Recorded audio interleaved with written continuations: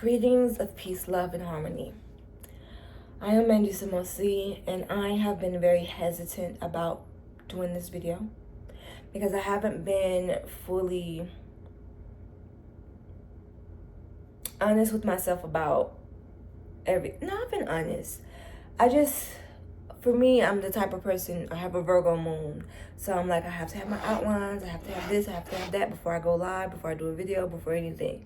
And sometimes you don't have time to do an outline. Sometimes you have to just speak from your heart and speak your truth. And so this is about to be one of those videos when I'm speaking from the heart. It is January 28th as I am filming this video. Yesterday would be 1 year that I would have been fully removed from not working at the Matrix, corporate America. And I call it the Matrix because it's just not real. It is a maze, and it's not real life. For me, it isn't. Some people, they can flow into it really well and it doesn't do anything crazy to them. I am not the type of person that can be in the Matrix. I literally lose myself. I overgive, I overextend. I am the workhorse that everybody loves to use, but give no support to. And I never know how to have boundaries in that, because in my life, in my real life, I'm that way. And in the work that I do now, spiritual work, I need to be that way to a certain extent. Boundaries are important, but it's so much easy for me to define my boundaries when I'm doing spiritual work, because I'm constantly showing other people how to maintain their own boundaries. So when I'm doing that, showing people how to maintain their own boundaries, it can be easy for me to be like, okay, well, these are my boundaries, right? And we could talk about that. We can have a conversation about what that means and what that looks like and triggers that may come up, things like that. But if you're at the Matrix, they don't care about no boundaries. This is the job. This is what you need to do. No, we're not giving you no support. Yes, we're giving you the biggest workload. Yes, we need you to put your Mandisa work on it, your Mandisa Ashe on it, and it's going to be beautiful. It's going to be great. No, we're not going to pay you what you're worth. And that's just it. When you work for spirit, though, boundaries naturally exist. In nature, there are natural boundaries that exist, right? So it's like, it's just easy for me to be my whole self in the work that I do now than it is to do it when I'm burnt out. And so let's talk about this burnout, right? I was on FMLA starting January 27th, full FMLA, until April or something. And it was because of burnout. I could not control my anxiety. I could not control my major depressive disorder.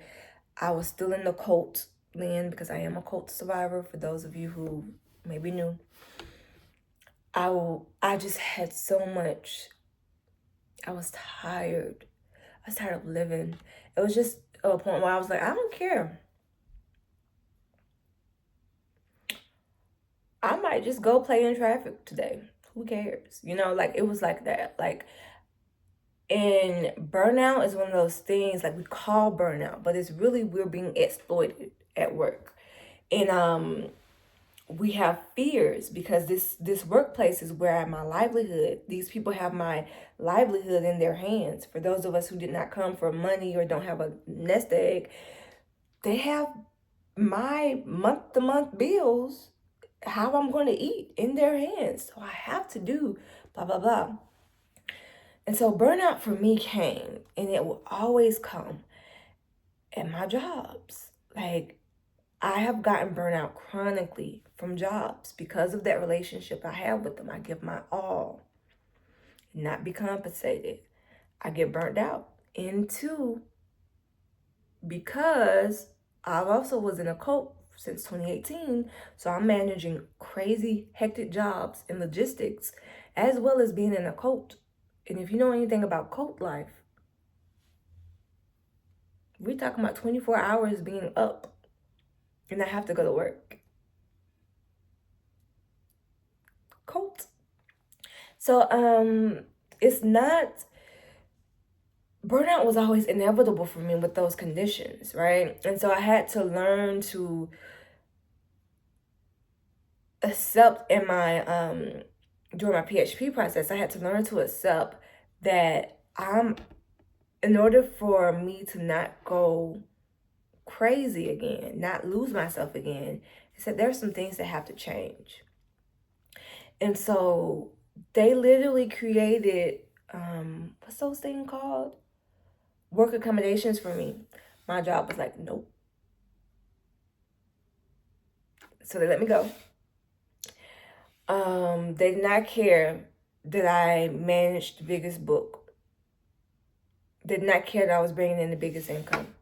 They did not care that I was the overachiever, that all the customers, the suppliers, everyone loved me and loved working with me. They did not care that I was the one keeping everybody else on my team accountable so that things did not slip through the cracks. They did not care about any of those things at all. And I had to eat that. I was like, okay, cool. And then I also took the big step to leave the cult completely. I opened every communication, every person that was associated, everything that was there. I removed myself from it. I removed myself from them, and I cut the energy completely, because over 7 years I was a part of it, and over 7 years I would go in and out, and that was because the energy was not cut off ever completely. So sometimes, in order to truly understand that we need to get rid of burnout, it's that we have to leave the energy completely. There's no change in a cult. There's no change in abusive situations. People who are abusive and people who have narcissistic tendencies, they are very seldom able to change, and you have to leave. So that's what I did with that cult situation. My job told me, yes, we're abusive. You don't have to leave, but we're going to make you leave. Bye. And that was it. That was all she wrote. There are some of you who have jobs and things that you just need to learn how to maintain your own inner balance, your own boundaries, uphold those things. And I do have resources available, of course. Click the link in my description. I have coaching available, and I also have a deep dive for those of you who are wanting to have that one-on-one experience where it's me and you and we're going to the depths, right? It's called the recovery package. And that package gives you access to me on a weekly basis. We have a monthly reading overview for you, where we're having goals, we're checking in with each other, we're doing sound healing bi-weekly for you. There's just so much there. It's your own package created and curated for you and your own personal needs. So feel free to click the link in the description for that. And I also have cohorts available as well if you're interested in a group experience. And there are sound healing sessions and solo sessions of just like if you want a one-time experience as well available on my site. And I say all that to say, the main thing that helped me, because my situation was one that I needed to leave completely, the one thing that helped me the most to ensure that I don't go back into burnout was leaving completely. 2, after that journey of leaving, they don't tell you, you got to heal from that burnout, right? So it's been a year removed from me. I will say I started feeling calm and ease from the burnout, the crazy burnout, in October. Because that's when I was able to think clearly. I was able to create. That's when I joined Substack again, and I was like, I can create consistently. That's when I started writing my memoir again for real. I can create consistently. And there were things that I did from April when I was let go until October. Because remember, I had January too with the PHP program, but like from May to October that I did specifically. Because when you lose your job, you lose access to all your medicine. Anxiety, major depressive, like That no medicine for that. So I had to learn to, and this is so funny to me because I've always been a person that was anti-medication. I was like, I got to do it this time. I don't care what I'm doing it. And I feel like my ancestors just was like, yeah, you're going to do it because you got to master this. Because you're going to have to be able to teach it. And there are things that help me specifically, like my AM and my PM routines, the things that I do there. I have this meditation technique that's truly helped me. Sound healing has extremely helped me as well. The readings that I gave for myself that helped me to see what was going on for me, and truly creating a plan for me that made sense. Because sometimes burnout and anxiety especially can manifest itself as energy that's not being used properly. So learning how to use that energy properly, to knowing what to do with it, how to direct it, giving of myself, and also now being able to have a moment where I can ebb and flow. So if I need to rest, I can rest. That job, there was no resting at all. Not even a little bit. So I had to let go of that situation because they let go of me. But it was all for my good, my greatest good, because I would continue to have burnout because that situation would continue to not be better, because I was there with people who, no matter how much I told them these things can be changed, they didn't care about what I had to say. This is how they were doing them, right? And if I saw people who were manager level and they weren't getting heard, what are they gonna listen to me for? So I accepted that, I embraced that, and I just let it go. Period.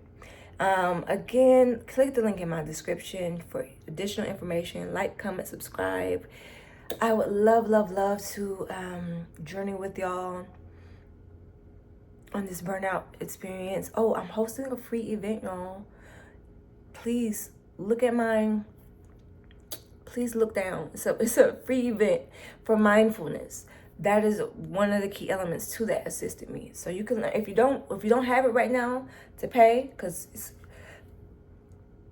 you just want to learn more about my energy, the free event is there. So thank y'all so much for tuning in, and I will see you next time. Peace.